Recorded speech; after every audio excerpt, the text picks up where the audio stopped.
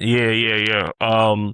So let's go on and get into it. I want to welcome y'all to another edition of Sundiata, where we reclaim past African Black history so that we can control our future. I'm Corey Stay Trapping with Trap Talks, where we discuss intersectional culture and tech. And my guy, I am your brother, OJ Kenyatte Johnson.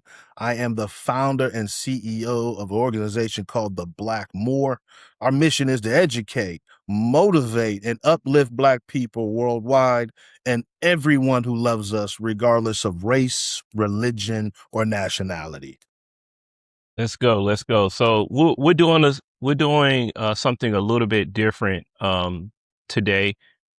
Again, our segment is about African history, but me, when I look at a bullseye, sometimes it's not necessarily about going directly into the bullseye. I also want to talk about those figures, those events that impacted the Black or African experience, right? So today we're going to be discussing Richard Aoki. He was a high ranking member of the Black Panthers, and information came out to corroborate that he may have been a confidential informant. There was actually a police officer, or I guess you would call his handler, uh, was interviewed by, gosh, I'm blank on his name. He wrote a book, Mm-hmm. and he actually said that Richard was, he was the handler of Richard Aoki. And two people, one of them being Richard Aoki's historian, actually said that he wasn't an informant. Um, but I say that to say a lot. I know for me, the reason why I wanted to cover Rich Aoki is because I have family, who ran the streets, right, who've done hard time. And when you look at people who a lot of times who commit crime, obviously if they committed a crime or if they're doing evil, they should be punished. But oftentimes it's your right hand man or someone that told on you and gave you information. And the reason why I wanted to talk about Rich Aoki is because you have to be very careful about who you deal with just in the street, but just in general in corporate, right? A smiling face and an open hand isn't always your friend. It could be your Mm-hmm. foe that's setting you up so that they themselves can exalt themselves from doing time, right? Mm-hmm. The other piece that I wanted to touch on is when you look at the Black Panthers, they were a very strong social impact organization, right? Social good, which leads me to my second point. Just because you're doing something that's quote unquote good doesn't mean that everybody, again, who's coming with a smiling face and an open hand is actually there to help you. Right. Right. So I felt like it was important for me to get that out because again, I think, we all can learn from Richard Aoki's story, right? Whether you're in the streets trapping, doing real trapping, or if you're trying to create a social impact organization that could be better for the environment, people, or what have you. So yeah, I know I said a lot. OJ, is there anything you want to add? No, man, I just want to get into it because it's his story is so controversial. We don't know everything, right? Mm-hmm. Because none of this, we got to remember, none of this stuff came out until he was already passed, till he already died, right? While he was alive, there was one interview when they asked him, "Hey, were you an FBI informant? Some stuff is starting to leak out. Were you?" And he's like, "Who said that? Somebody said that." And all he said was, "Hmm." He never answered left or I right. mean, he said it's complicated. And I Yeah, may add the clip here. Hopefully, YouTube doesn't take it down or whoever, but I'll add a clip in when he said it. But he basically said it's complicated. Um, so OJ, I I think what think we personally, I'll just tell you right up front, I think he was an informant. yeah, yeah, I and think ain't he was nothing definitely complicated informant. about it. Yeah. Yeah. I think he was definitely informant. My biggest question though, when I if he was alive, what I'd like to know is was he giving, because this is why I've in my background and I've heard for years from different people that was he giving the FBI real information or was he giving FBI information to throw them off? Right, to throw them off the scent or off the track of something else that was really going on, right? I don't think that he obviously wasn't involved with giving the FBI or the local police department any information or the bedroom locations for Bobby Hutton's murder, because that was out in what I think Chicago. I think Uh, Chicago or Detroit. He was out that way. Um, when he was assassinated. But that was definitely another informant. We got to get into the bigger issue, right? Is the FBI's program? Have you ever heard of COINTELPRO? Oh yeah. I've heard of COINTELPRO. Counterintelligence program where Yeah. they set up people. They come to people and set them up and make them and force them to be informants and work for them.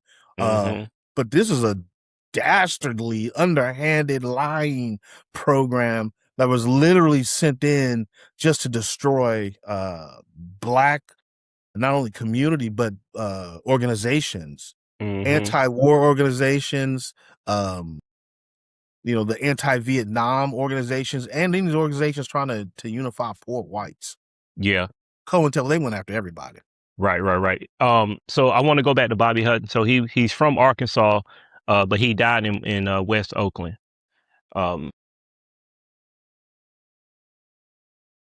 Was it West? Okay, who am I thinking that it's? I'm thinking.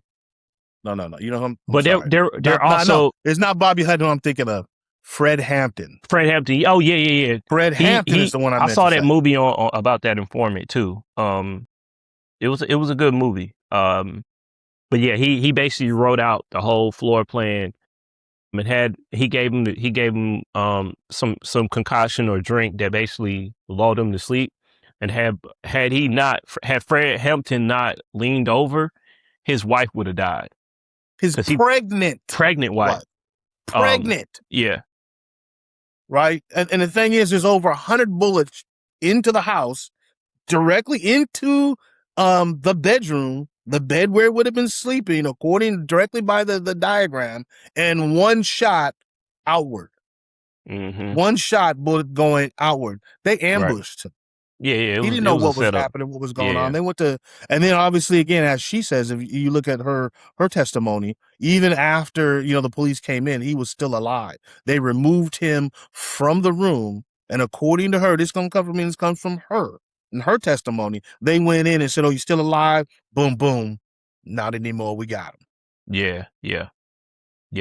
So it's a lot to unpack here. I feel like we may need to do one just about COINTELPRO in itself. But absolutely, because we can't do it all right now. So let's just keep it to Richard Aoki. Aoki. So I want to give a backdrop to Richard Aoki, which I think is important. So I think it was World War I, right? Where or was it II? Okay, World War II. So the Japanese allied with the Nazis, and then the Nazis attacked Pearl Harbor. Japanese. The Japanese, okay. Okay, the Japanese did it. And so after that happened, the U.S. government placed all the Japanese people in concentration camps. One of those, interesting enough, a concentration camp is now modern day Japantown. And I actually thought Aoki was sent there, but he wasn't. He was sent to one in Utah. And he actually said that in the shade it was 120, and in the winter it would be 6 feet of snow. Right. He basically said the snow would be taller than him. He actually mentioned that they did not have proper plumbing in it. And then they eventually he moved back to, I think, West Oakland. So they sent him to the desert. He was 4 years old. Yeah. He's 4 years old. They sent him to the desert in Utah, the Topaz War Relocation Center, right? In the desert. Right. Horrible. Right. He's 4 years old. Once that's over, then he comes back to West Oakland. And what's crazy is now we're talking about, he was born in San Leandro, right? He's born, I believe he might have been, I haven't seen this, but he might have been in the same hospital that I was born in San Leandro. So we have the same type of situation, born in San Leandro, right down the street from Oakland, California. He's interned, he gets out, he moves back to West Oakland, right? And my dad is 8 years older than him. So he's moving. What's crazy, he's moving back to the same area in Oakland that my father is from. The same time that my father would be running these streets. West Oakland at that, I'm being real. And at that time, West Oakland had a mixture of all kind of people, all kind of races in it, but everybody was economically, medium to poor. At the time, this is before gentrification and everybody started leaving West Oakland, just making it, just all black, and then switching it up, but it was a different time. Um, Mm-hmm. but this is in the Bay Area. And Yeah. so the Bay Area, for me, when I look at perspective, the Bay Area has always been a mixture of people and cultures and stuff like that. And now I can see why this guy was influenced, because he's coming back to West Oakland and he's seeing black people, he's seeing Mexican people, he's seeing all kinds of people, and he's being raised by this and just kind of soaking up, this flavor. And then he And goes this to the military. and but here's the thing. This is how I knew he was so Bay Area. He said that him and gosh, what's the one of the Black Panther founders who got it the crack or got it the Huey P. drug. Newton. I Huey think it P. was Huey Newton. P. Newton. He said it's either him, but he said, yeah, we thought about getting into pimping because one of the biggest pimps we were inspired by. I was like, wow, that sounds just like, it sounds so much just like the Bay. Bang. Listen, Yeah. the biggest pimp movie ever made was filmed in Oakland, California. If you go look at the movie called The Mac. Oh, that The was Mac. You hear Too wow. Short talking about it. You hear him Yeah, talking about the Mac and game. yeah. The movie The Mac was filmed in Oakland, California at this time. Yeah. Yeah. Well, it's good to see the pimping didn't influence you too bad because you're married. So you've been married, what, 30 years? Yeah, I've been married a long time. But I ain't gonna lie, man, when that's part of my journey though. When I was a kid, I was out there, but I was heavily influenced by the pimps, pushers, and players, right? What I call the triple P's. That's what I wanted to be when I was a kid. Those, even though I come from a great household, my parents, these same guys looked up to my dad, but it was the pimp, pushers, and players that had my attention. Had the fancy cars, the girls, the clothes, standing on the corner in Oakland, California. Boy, that you better come out. That's Pushing what I P, wanted to be like. pushing P, pushing The, P. push a P. I had the triple P's, man. That's funny. That's funny. So he comes back, and then you say he joins the military. He actually lied to his mom, and she was like, "I want you to join the medical unit because of the Geneva Convention." And I actually know of a person who used to run the hospital units Mm. on the warfield, and they were getting shot at too. And in the interview, Richard Aoki actually said the homicide rate or the cure rate is higher for medical professionals that are actually in the field versus ones who are just on the warfield fighting. But then um, he later switched from being in the medical unit to actually being being an actual soldier. Unbeknownst to his mom, because I guess the person that signed him up said, "Hey, this is how you can do it." Wow, I didn't know that. And most people, from what he said most people go the other way. So they'll say, "I don't want to be on the field no more. I want to go into the medical unit," because he's like, they get better food. He's like, Yeah. and I'm like, it makes sense why the medical people get better food because they need to be the most nourished to rebuild everybody. And he Yeah, said he was right. one of the few people that went the opposite direction. Right. Wow. So yeah. Wow. Mm-hmm. That's interesting, man. I always was wondering, what's always amazed me about his story is, what would make you then want to go join the military? If your family was interned, right, to an internment camp when you're 4 years old, what makes you then turn around and be so patriotic that you want to join the military? All that kind of stuff has always amazed me. Documents in, decisions out. Go to doculingo.com/Trap Talks 2040 to get your 14-day free trial. And don't forget to sign up for our Patreon page. We out.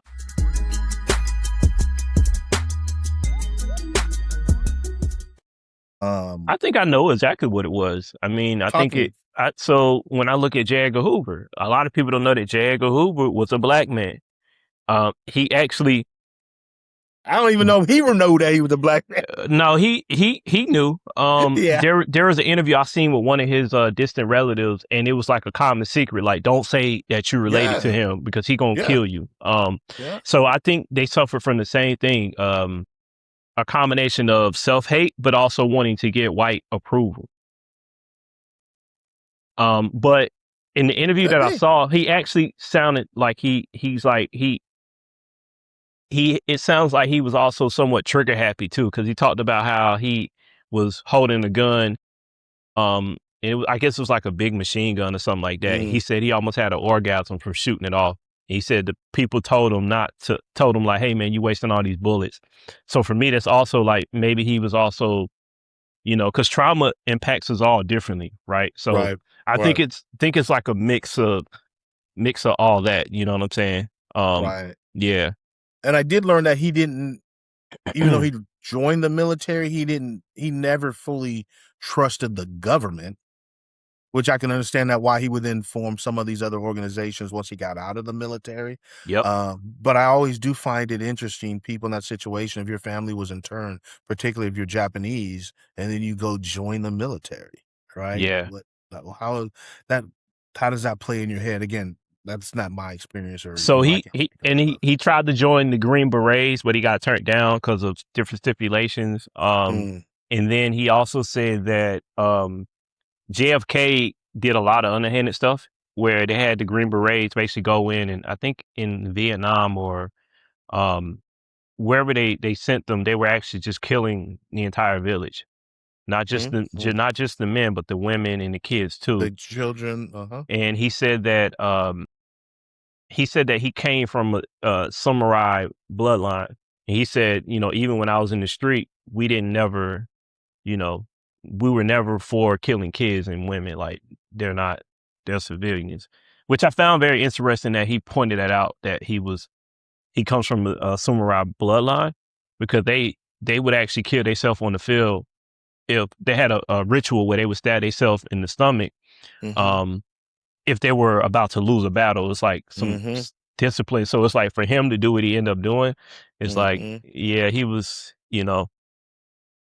it seems very odd. You know what I mean? How can you be proud to be from a samurai bloodline and you doing this, or you did that?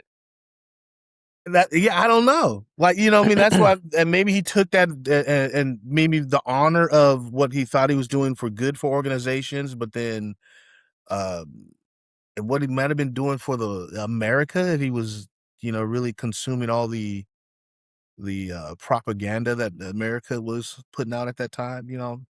I don't know. I always just find it interesting. I will say this, man. Though once he that knowledge he gained in the military, though, when he gets out, comes back to Oakland, and then he hooks up again. Huey P. Newton, Bobby Seale, all in this. They started the Black Panther Party in 1966 as a result of the assassination of Malcolm X in 1965. They At that point they said, "Listen, we gotta get arms. We gotta start protecting the community, protecting our Black women." And they meet, obviously Richie Aoki, that they know, probably already know him from the streets because he's from Oakland, right? Mm-hmm. So again, it's the Bay. Right. So even as a kid, I'm already seeing all these images of different people. And I grew up in the free love era of the San Francisco, Oakland, San Jose Bay Area, right? So I've always had friends that, to me, I always knew if you were a hippie, you were going to be like a cool white person.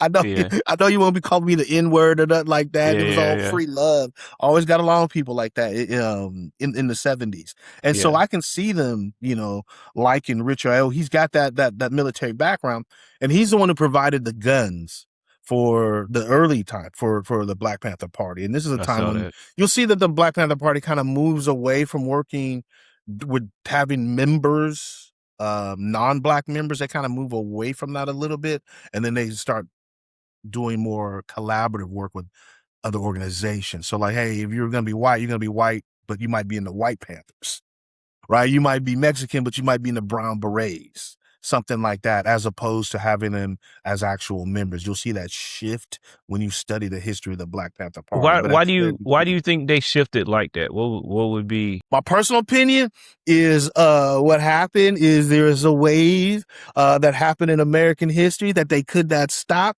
Um, and it was called the Black Power movement. Right. So at the time when you had Stokely Carmichael, who is now what is his Torre?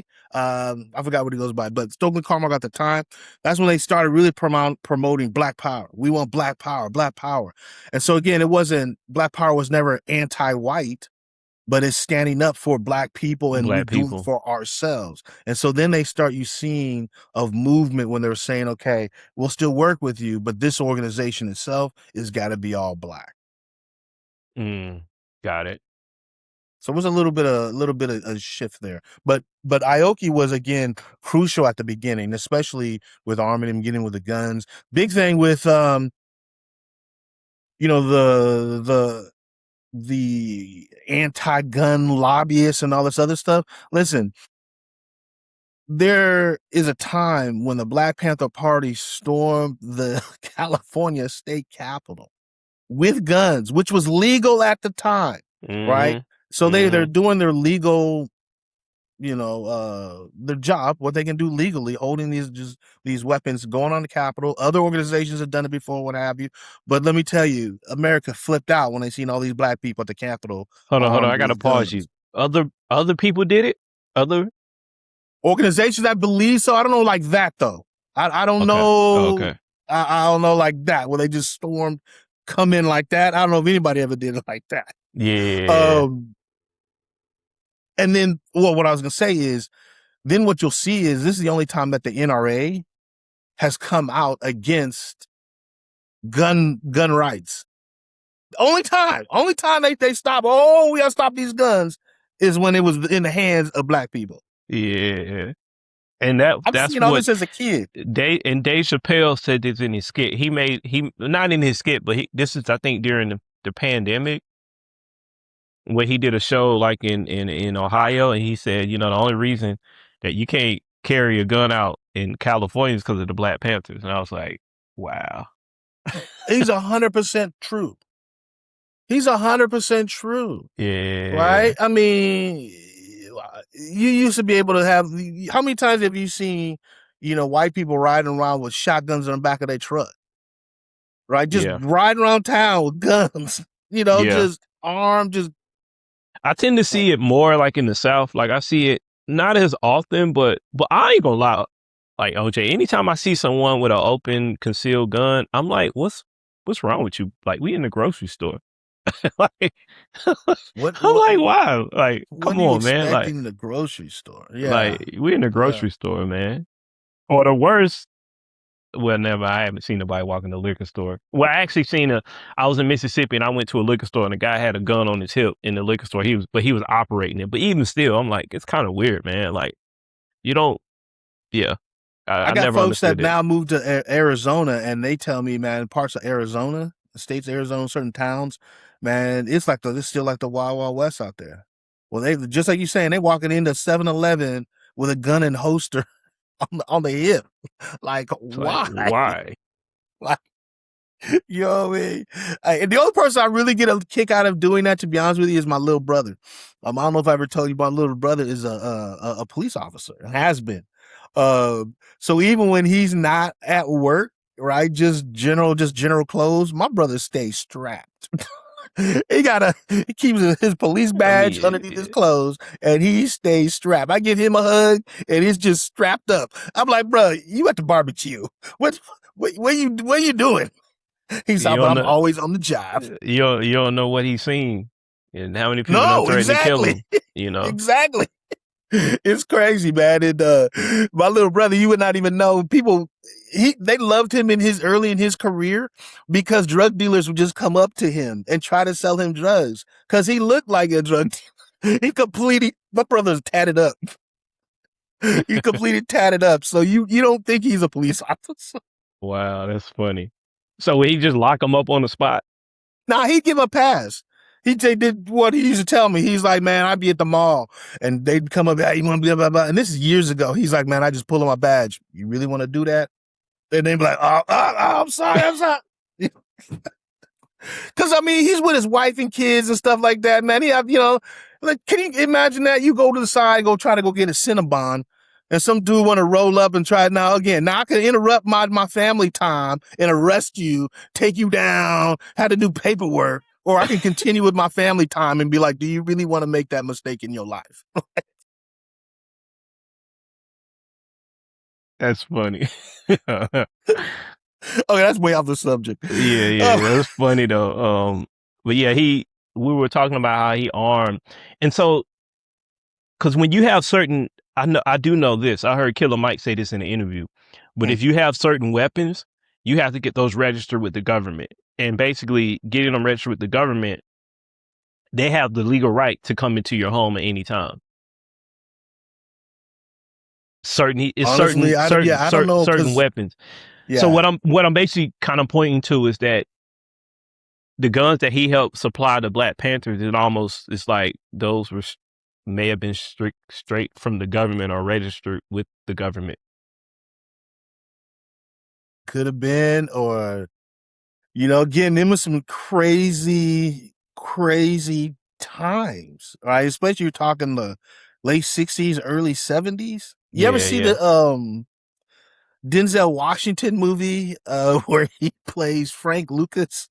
Mm-hmm. And they're talking about how they're smuggling drugs and stuff like that in from Vietnam. Yeah, man, people brought all kind of stuff back from Vietnam and from what I remember. My dad was, man, he showed me his guns he brought back from Vietnam. I'm like, how are they getting them back? You ain't gonna turn that in? I don't know. I was too young to ask any questions, but I'm like, where you get all these guns from? Yeah. Yeah, they was allegedly putting dope in the caskets of soldiers. Yeah, caskets. Yeah, of the fallen soldiers. Yeah, right, because they knew they wouldn't check that, so they was putting dope straight from the fields. Yeah, over crazy. And he's from North Carolina.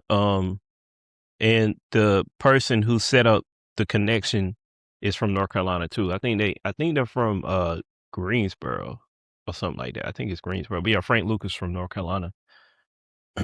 North Carolina boys be putting in work. I will neither confirm nor deny. Or deny. Oh my God. I love it, man. So how soon did it take for them to break into the state? So I'm guessing this happened in Sacramento, right? They did this in Sacramento. Mm-hmm. How soon did the laws change to where it was like, no, y'all can't do that no more, or it took away? It was soon after. I don't know. I wish I would have had written that down. I don't know, but because it was very soon afterwards. It wasn't like years and years and years. And I forgot that there's a law called I can't remember the name, but there's an actual law in place now. Okay, I'm looking it up now. Oh, well, because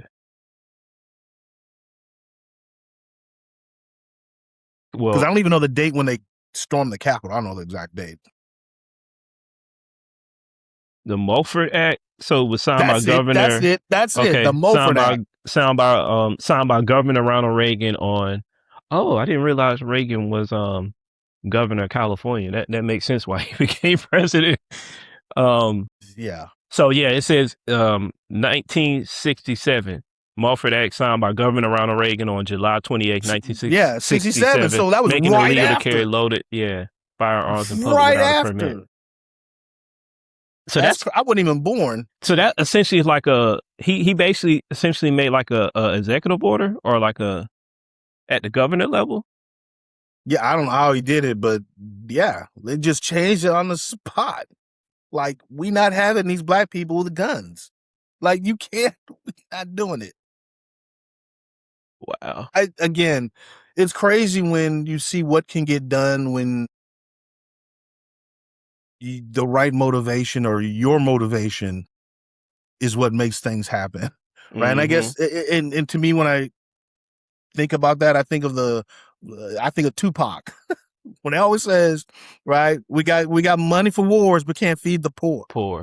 Right. Y'all saying we don't have no money.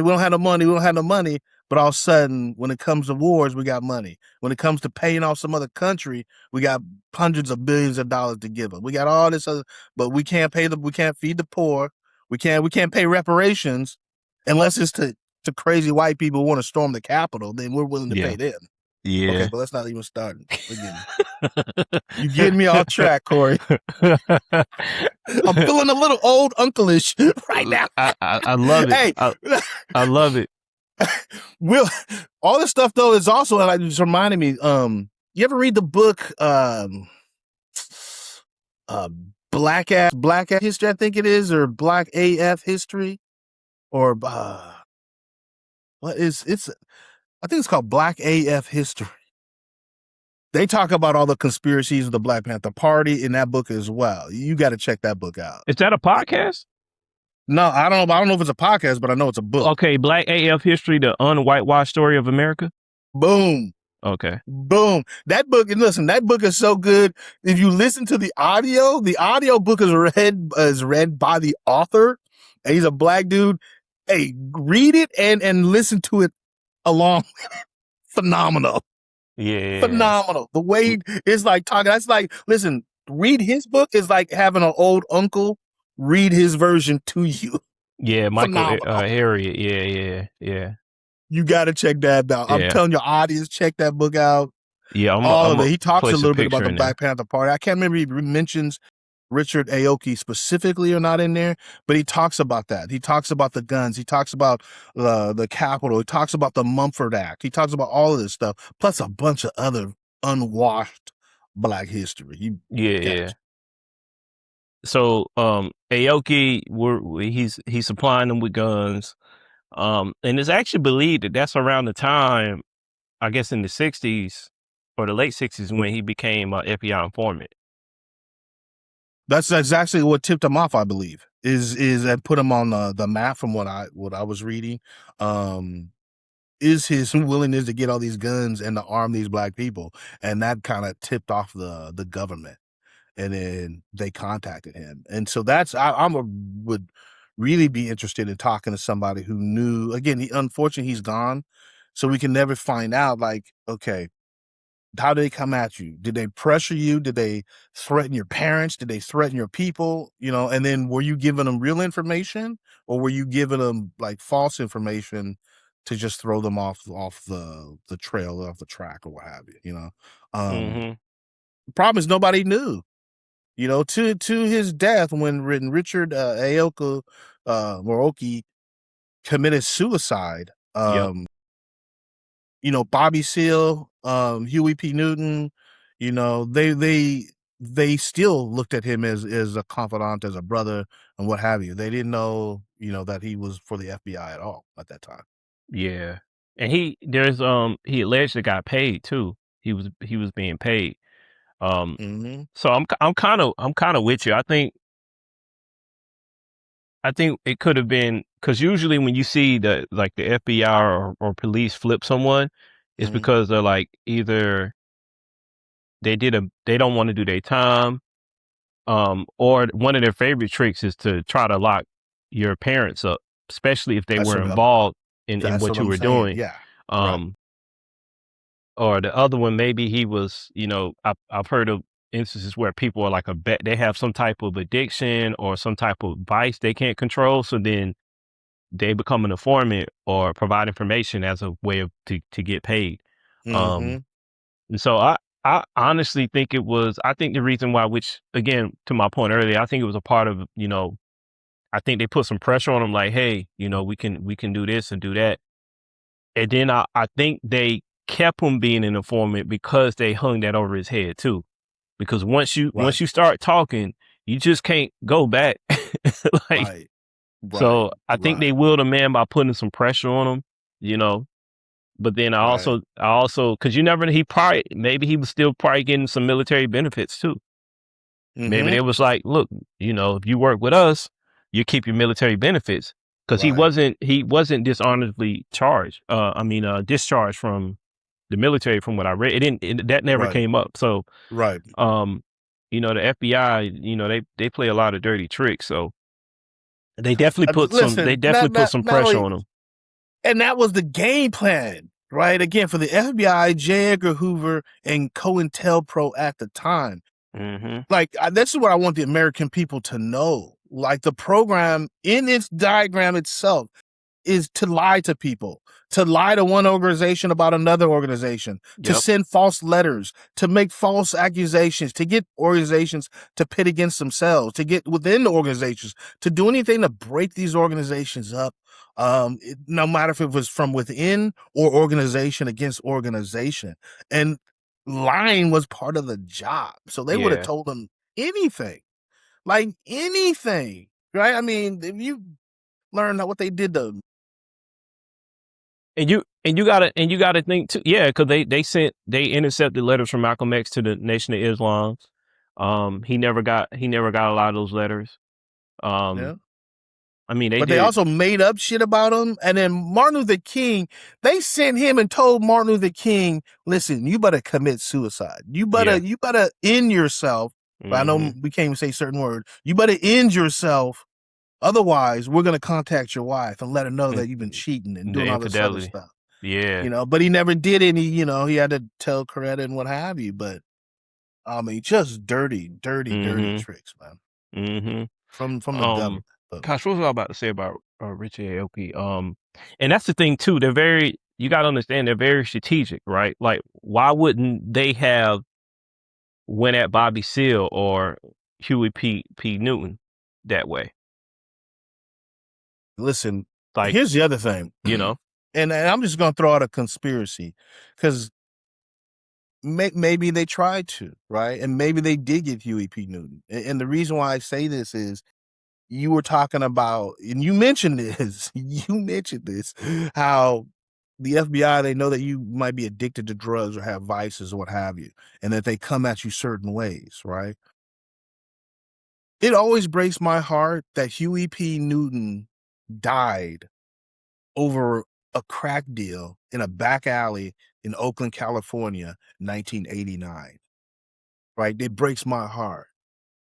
But also, and I don't want to play conspiracy theory or anything like that, but I wouldn't put it past our government to know that Huey had a problem and maybe put people in his life to always feed him to let me get this. I don't know. And again, I'm just speculating or what have you, but yeah. I wouldn't put it past them to the dirty Hmm. type of tactics um, that J. Edgar Hoover and the COINTEL program was designed to do and break down Black leaders and stop, according to them in their documents, right? J. Edgar Hoover stated, we got to do anything, right? Or documents state, right?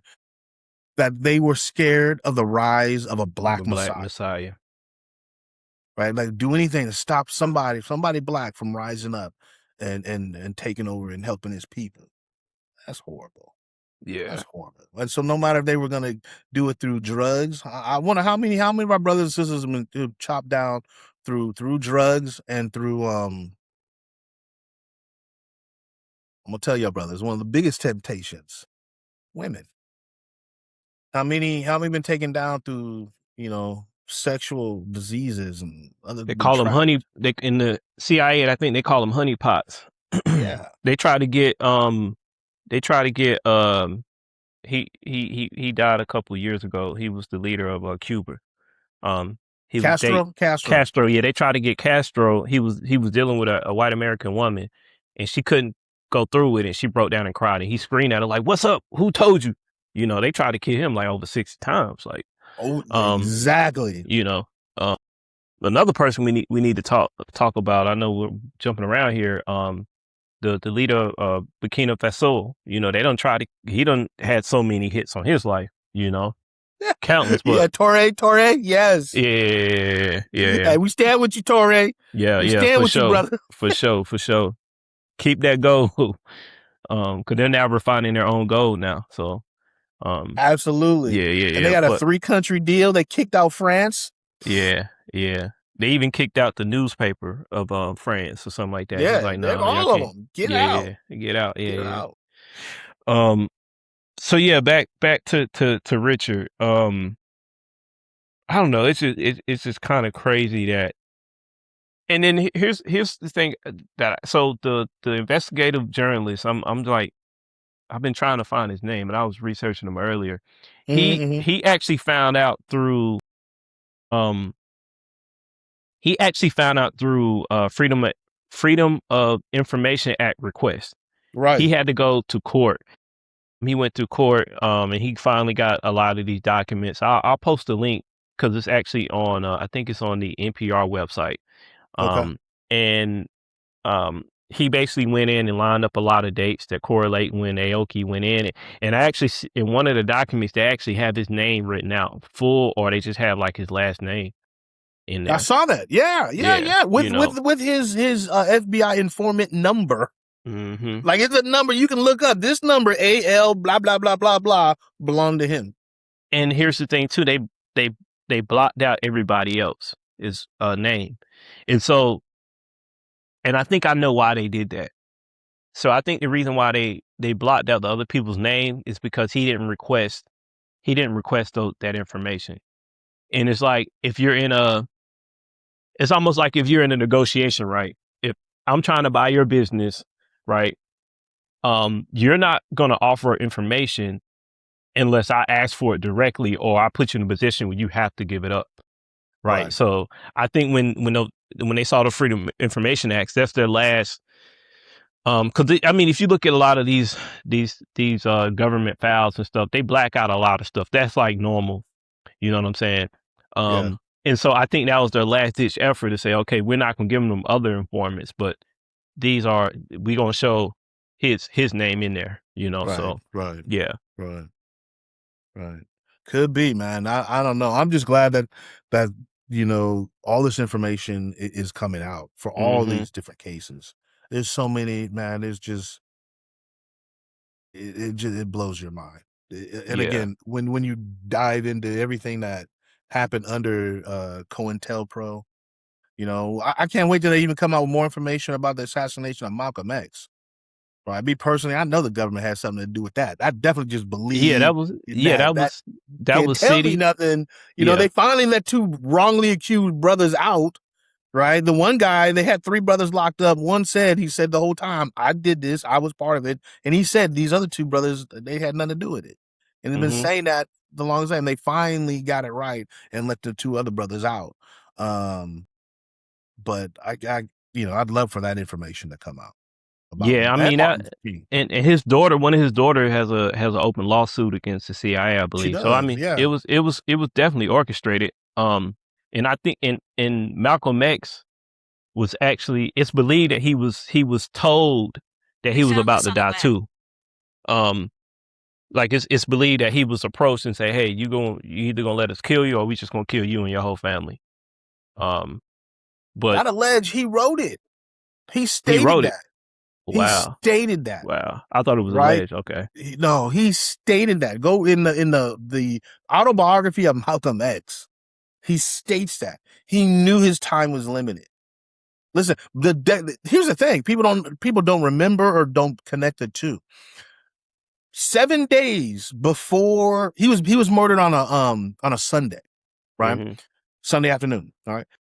The Sunday prior to that, he had his house firebombed like a week earlier, right? And then I don't know if it was, so maybe it wasn't exact Sunday because he was this firebomb, and then it was like a test run the week before when he was speaking, right? Because that next Sunday he was speaking, and somebody popped up and said, "Hey, get your hands out my pocket!"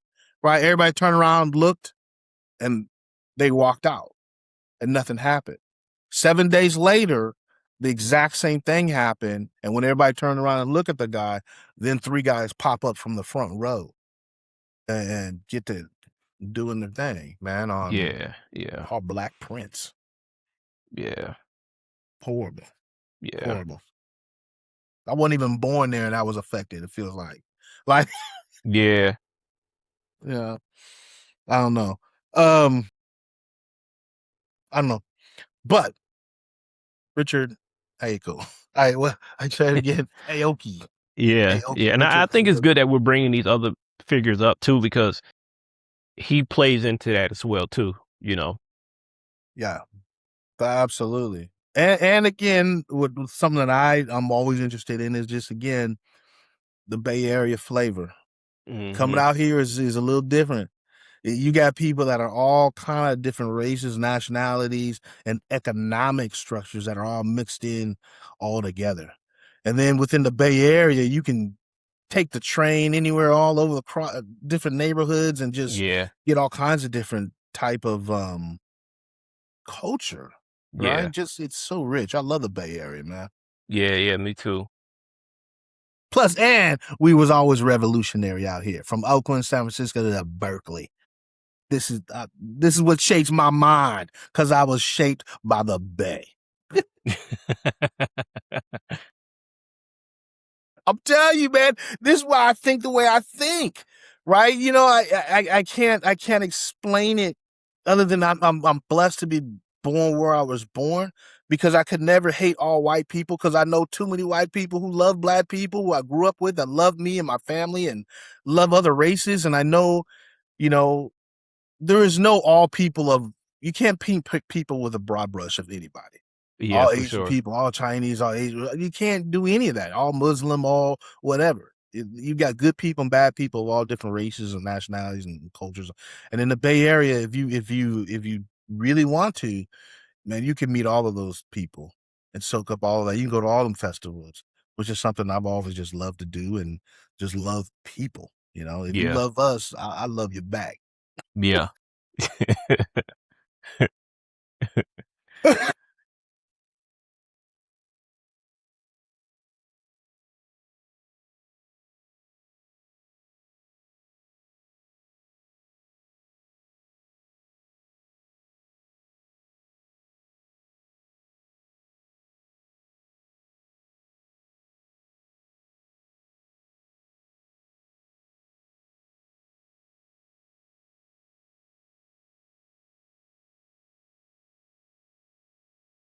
Yeah. So how did because I remember hearing about it, I think in 2017 or 2018 about the news about Richard Aoki. Um how did like you and like I guess people who are very familiar with and actually experienced the Black Panthers around that time, how did y'all actually feel? Because he also did a lot of work in the collegiate community too. But like what was the general feeling of everyone when that news came out about him being an informant? You know, shocked. I think everybody, number one, was shocked. And again, I can't speak for everybody because again, by the time when the news came out, man, I was a grown man. You know what I mean? I was a grown man when the news came out. Um, Married, wife, kids, you know, but I just know my father was already passed away, which that was a huge influence on me. My dad was never a Black Panther. But if you looked at him, he looked like a Black Panther. And he was mentality of an educated Black Panther with a military background. Yeah, Father was yeah, yeah, you don't want to mess with his brother. But again, I think everybody was just in shock because everybody did just look at Richard Aoki as like a down brother, like a Japanese brother from Oakland, from the Bay, that was down with the people, you know, and down with like the Black Panther always said, for the people, by the people, right? More power to the people. That's what the party was all about. And he was ground roots. Right. And again, San Leandro to Oakland, California. I still think he should be somebody that still has his rightful place because no matter what, you know, it was still took his courage to start and being part of all these organizations and as a serviceman to America and in the military as well. Um, but that had to have been tough, right? The only Japanese guy in the Black Panther Party. That had to been a little, you know what I mean? But then on the same token, his whole life had to been around us, right? If he's born in San Leandro, raised in Oakland. yeah. So he had to been probably one of those people that were very, I would say, comfortable at the cookout. He talked about how he's like loving the food. He's like smothered chicken. I think he said, um, yeah, he was like naming stuff. I'm like, yeah, he definitely been around black people. Like Right. he he said smothered chicken. I'm like, okay, yeah, because that Right. that's a I'm telling southern you, that's the dish. type of Japanese dude that would have been at my parents' house at one of our back barbecues, like how Yeah, I grew up. I'm just yeah, telling you, I grew up with all kind of, you know, obviously I've been black my entire life, but then my parents just had all kinds of people, you know, in the backyard and stuff like that.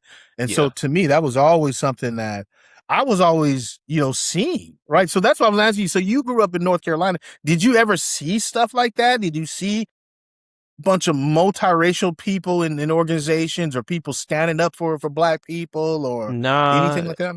nah. I mean, growing up, I was mainly so elementary school was like the most diverse school that I went to, and then Mm, it was somewhat like a white plight. And so my middle school experience, high school experience was pretty much like mainly black.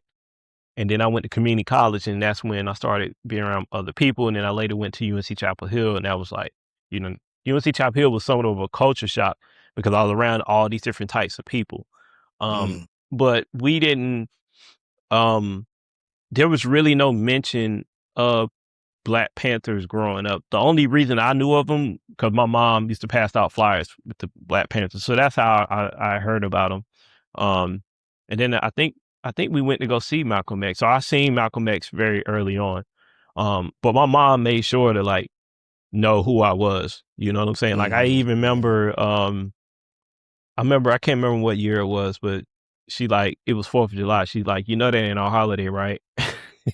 So but in the public school, they don't, they don't talk about our history like that. Like I can remember looking in the history book and slaves and indentured servants being like 2 pages in the social studies book, you know. It's almost like the Native Americans and blacks as far who are fighting for the same real estate in that book. You know what I'm saying?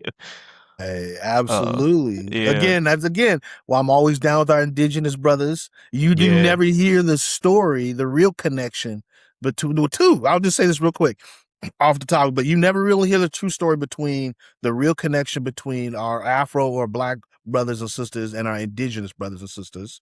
And you never hear the real connection between our Black or Afro brothers and sisters and our Latin or Latino brothers and sisters. What I yeah, like to call the Afro Latin connection. Like yeah. I could do a whole section on those two things. And we A were whole here. I sentence. mean, we talked about it. I mean, we were here. Africans were here before the Europeans came. Like the Spears. Like tag. I'm blanking on his name. He does a lot of. He actually wrote a book. He studied under John Henry Clark. Um, Ivan von Sotomayor. nah. Khabib something. Mm.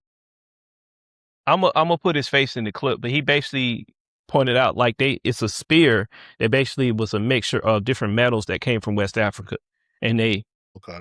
The gold Columbus, with the gold mixed with the yeah, it was gold. Yeah. gold, copper, it was a mix of stuff, and it was a spear. Yeah.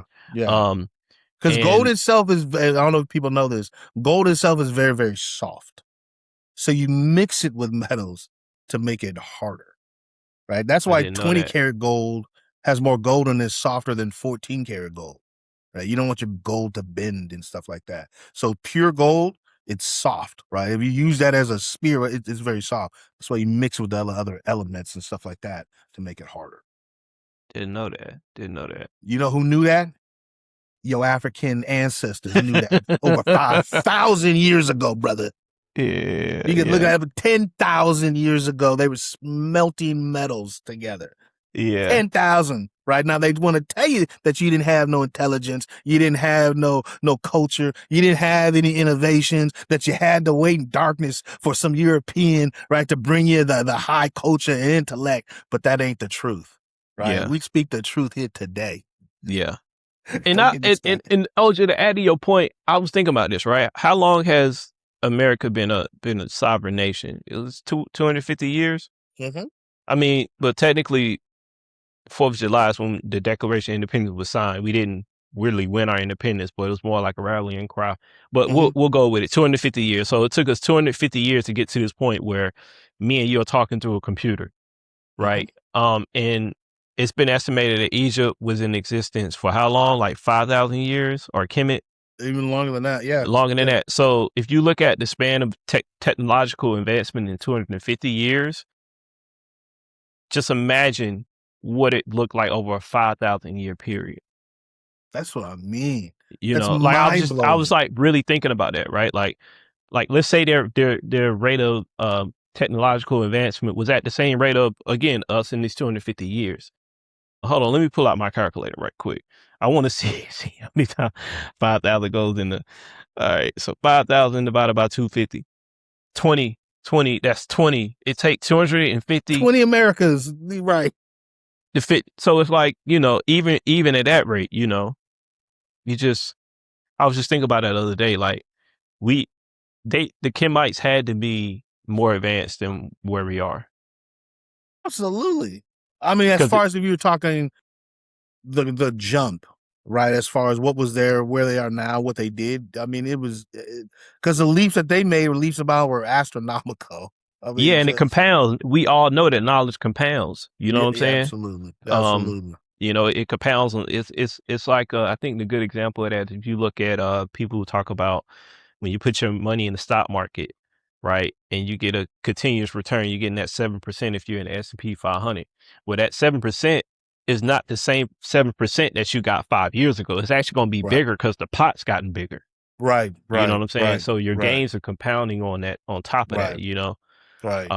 Again, we was touching on the step pyramid, right? Like you see the transformation in the pyramids after Imhotep, so. Yep.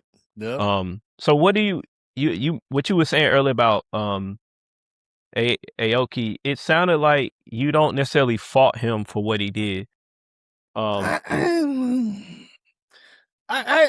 first of all, I don't know what he did. Let's start there. I Yeah. officially don't know what he did. Yeah. All I know is I'm convinced he was an FBI informant. Yeah. I just don't know what he told and what I don't know, man. And I can't say I fault him, don't fault him. I just take it as what it is because again, I know probably some of the pressure that he must have been under J. Edgar Hoover and the FBI and the dirty tactics. I said it. The dirty tactics that they historically take, especially when it comes to black people, minorities, and poor whites. Yeah. But here's the thing, and and this is why I realized that I would never be built for the street. Like I love this square life. Made that decision early in my life. You have to understand is like It's safe. It's safe. It's very safe. When you are living that life, right? There's certain things you must understand. Like you're either gonna have a painful death or you're gonna have a painful life. And so it's kind of hard for me to feel sorry for Aoki because it's like you chose to join the Black Panthers. You chose to be one of the leaders of the movement. This is what comes with it. It's just like with Jesus. Jesus couldn't say, "I don't want to carry this cross, but I still want to go to heaven." Like he had to walk that walk. So it's like, I can't feel sorry for him because you knew, and they already had they I don't think they knew to the extent because I don't think COINTELPRO information didn't come out into the 80s, I think, but they didn't know the name for it, but people knew who were in the movement. Like, hey, the government's against us. Like, I'm sure they had talks like, if we do this, this is what's gonna happen. Like, I remember I had a older cousin. He used to read law books and stuff, which kind of tripped me out. Like, why he reading law books? That was my little sister. That was my little sister reading law books. Yeah. But he was out there in the street, so it's like he needed to know like what he was really facing. You know what I'm saying? So, you can't be a head of a movement and that comes with it. Like it's just like a person who's a preacher. If you're a preacher, and they going the devil gonna send every which way. You know what I'm saying? Like at you. So they all had to know that was coming. But I don't think anything negative ever came to him for it or about it. Like, you know what I mean? Like, I don't think he never physically got any pushback for it because it didn't come out until really he's after he died. Well, do you think that played into why he may have committed suicide? Because and this is I know why he had health problems, but then at the same thing, I'm thinking, listen, if you already got health problems, maybe you're already thinking about it. And then now information might be coming out, leaking that, hey, you were the only active leading role. He was a field marshal the field marshal for the Oakland chapter of the Black Panther Party, and the only Japanese leader in that capacity or anything like that. So now the FBI comes out and now it's showing that you were an informant. I don't know, and I can't speculate, but maybe, again, you combine that you already have very bad health problems. Maybe that comes out and like, let me just go ahead and check out. I don't know, but I can only speculate. Yeah, and that's one, and this is like one takeaway I want people to take away from this. If you and your homies, right, y'all all doing dirt, right? Let's say 4 of them done did time, and then there's one who's never been committed with anything.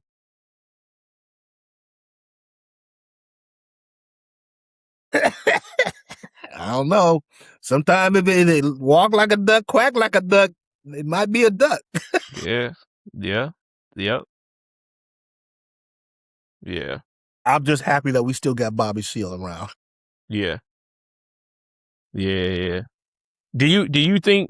I've heard a rumor that allegedly that he may have been an informant. I've heard that before. I didn't really hear it that loud and stuff like that, but I'm personally, I'm never gonna believe that until you come up with some hard facts, right? I'm not believing that, and I'm not even gonna let that seed be planted in my brain because to me that's another COINTEL trick to try to tell you, oh, Bobby Seale might have been working for the FBI. Next thing you know, oh, Malcolm X might have been working for the FBI. No, that's you try. yeah. Don't plant them seeds in my head.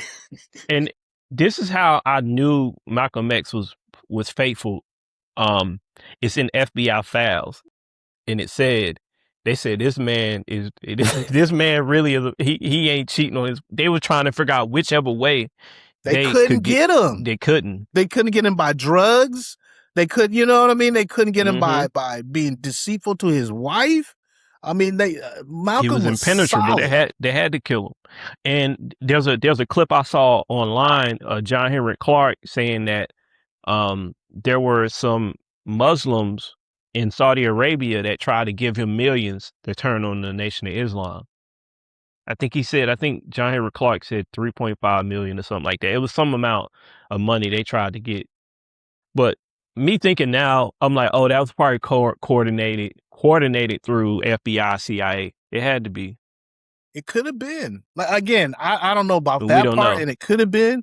But to me, what sticks out to that statement that you made is look how rock solid Malcolm was on his principles. It was in the right? FBI files that he was not a cheater. Right. I But was like, not only wow. the cheating, but listen, they offered him the money to turn on Elijah Muhammad. Now think about this: you're already on the outs with the organization that you helped start, right? Or not help start, but help to publicize and really blow up, right? Yeah. Really helped that. The newspaper you started, Malcolm started the newspaper. Now they don't even mention his name, right? Unless they want to talk dirty about him. But even when he broke up from that and they paid him money to denounce your old group and talk bad about him, he said, no, I'm not doing that. How many people right now, the 3 million back then in 1965 probably could have like been maybe 20 70, million. 80 million today. Yeah, How many at least people you 20. think when they broke up with their old group would have taken the 80 million just to talk bad about him? Malcolm stood on principle and said, hey, first off, I'm not going to do that. Number two, this is between two black men and family business. We talk this behind closed doors. We don't go out to the public and do that. And he never talked about Elijah Muhammad like that ever. Even when he could have really, really talked bad about Elijah Muhammad, he never did. He was rock solid about that till he died. Yeah, and but I also think that he realized is that once you once you make the deal with the devil, then he's yours. I mean, you're his. So it's like it won't gonna stop with that 3.5. Yeah. And absolutely. And he knew that. And I'm not taking part of that in any of that. They couldn't get Malcolm, man. That's why, again, to me, Malcolm will always be our shining Black Prince, man. Always. So I got a question. So why do you think they killed him before they killed Martin Luther King? Why didn't they do the opposite? Shit. Listen, I wrote a paper on this like 30 years ago. I'm gonna tell you exactly why. Right? It's exactly, and this is an easy one. The exact reason why they killed Malcolm X first instead of Malcolm X. Let me ask you: do you want the country? Who would you rather have? Right? If you had an enemy, would you rather battle an enemy that's growing a philosophy that says, "Hey, I'm gonna let my enemy slap me in the face, and I'm just gonna turn around and take it." And I'm just gonna sit here and I'm gonna overcome your violence with my love and nonviolence back at you. I'll let you pour milk on my head. I'm just gonna sit at the counter. I want to be integrated in your counter. Right? The other opposite is, listen, if you put your hands on me, not only am I gonna put my hands back on you, I'm gonna make sure you never put your hands on any other black person ever. And not only do we not want to integrate into your counter, I want my own counter. I want my own business just for my people, and leave us alone and we'll leave you alone. But if you don't, I'm coming to knock you the F out. They don't want that type of mentality growing. So they said, you know what? We got to take care of that brother first.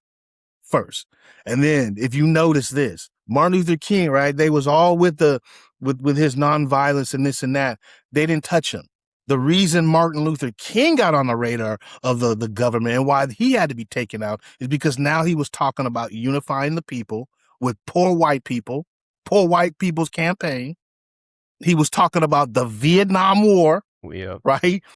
Didn't want that happen, and it happened with black people and poor white people, right? Trump didn't go. He got bone spurs, he says, right? Okay. And then he started talking about stopping government functioning with even like with the local trash companies and really integrating people, stuff like that. That's when Martin Luther King got too much for the government. And then all of a sudden he was assassinated. Yeah. There's a great book on this called I can't remember. I had it, man. It sat on my bookshelf when I was a kid in high school. It was the Malcolm X, Martin Luther King. It was the FBI files on on both assassinations. I was reading about this in high school, man, when they were making the connections. I was like, yeah, because I thought you was gonna mention. I think cause I saw the movie Selma, and they showed the scene where Malcolm X met with, I think, Coretta in a church. And the FBI got tipped off about that. And soon thereafter, because Malcolm was going to get the North, and then Martin Luther King was going to get the South. You know. Well, again, with the way that Martin Luther King started talking, right, and then Malcolm already came out when he broke with Elijah Muhammad, saying, "Listen, I'm willing to work with all of you guys. I'm willing to work with all of you." And he literally said, "Listen, every bad word I said about you Christian activists, you turn the other cheek, or forgive me." He said straight up, "Forgive me. Let that all be behind us. I want us all working together now." That's when shit started to get scary. The government, again, COINTELPRO, you can't have the rise of a black messiah. Yeah. But I also heard that they were always cool. They also played into it because they knew in the back of their mind, like, if we came together or acted like we were going to come together, then they would have been taken out sooner. I've also heard that too. I don't know about how cool they were. I don't know if I'd say that, because Malcolm definitely did not like Martin Luther King's approach. Yeah. And he was serious about that.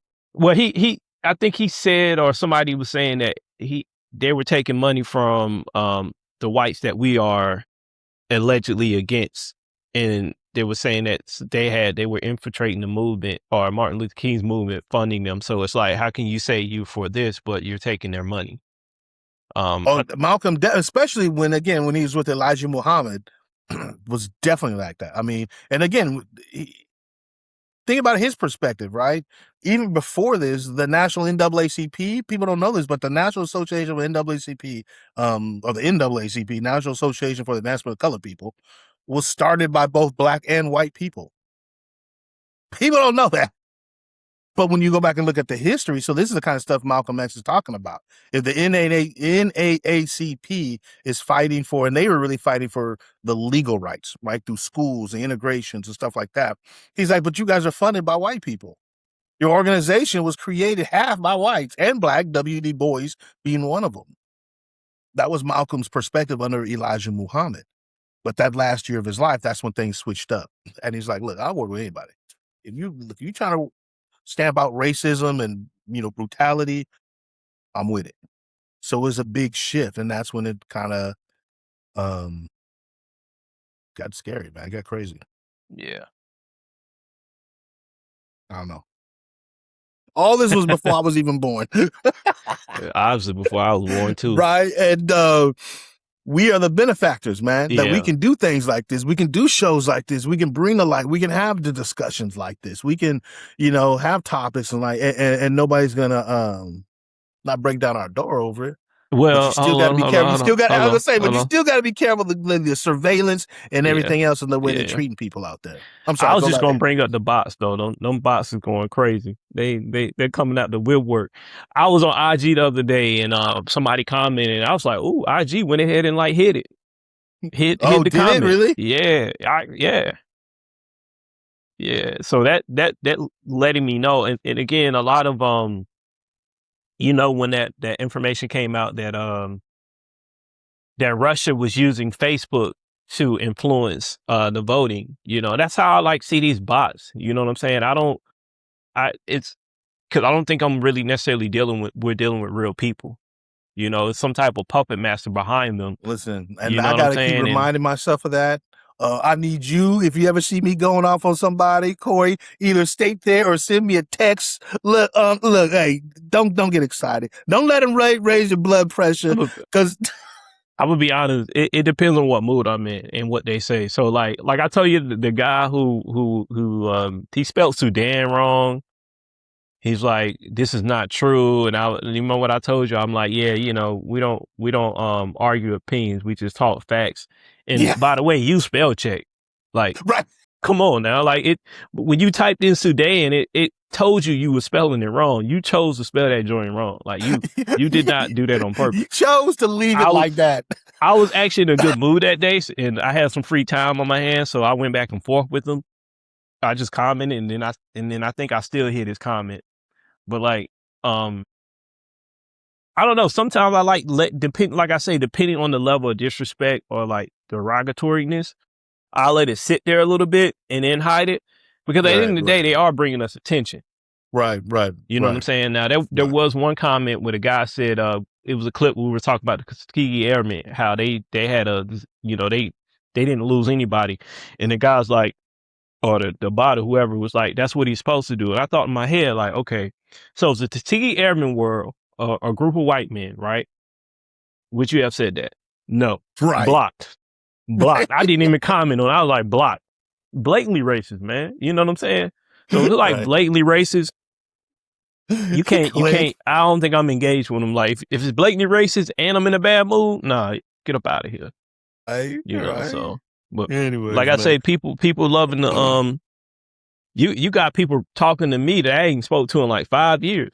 Really? Yeah, one of my guys, he's been sending me a whole bunch of stuff that that maybe we'll eventually talk about or should talk about. Yeah. My guy Quincy, he's in the Bay. Okay. Yeah, he been sending me stuff. I'm like, man, I ain't spoke to this guy 4 or 5 years, but he's been, people are really loving our content, so. Man, let's just keep it moving. You putting a lot of pressure on me now. Oh snap. Hey, yeah, because we got to make it good. Yeah, let me get out of here, man. Let's wrap this up. But yeah, then we'll set up for the next topic and whatever. And then, because the next, I think 3 that you have, I don't really know that much about, but let's get into it. Unless you want to revamp and go back to the Pharaoh priesthood. Yeah. I think maybe we should touch on priesthood, because I think that's also a very important component. Because there's some stuff you said in that video that I didn't ask, and I've been thinking, I'm like, I want to touch on that. But yeah, so I want to thank y'all for joining us. This has been a segment of Sundiata, where we go back and reclaim past Black African history so we can own our future. I'm Corey, stay trapping with Trap Talks, and my guy, I'm your brother OJ Kenyatte Johnson. And we out.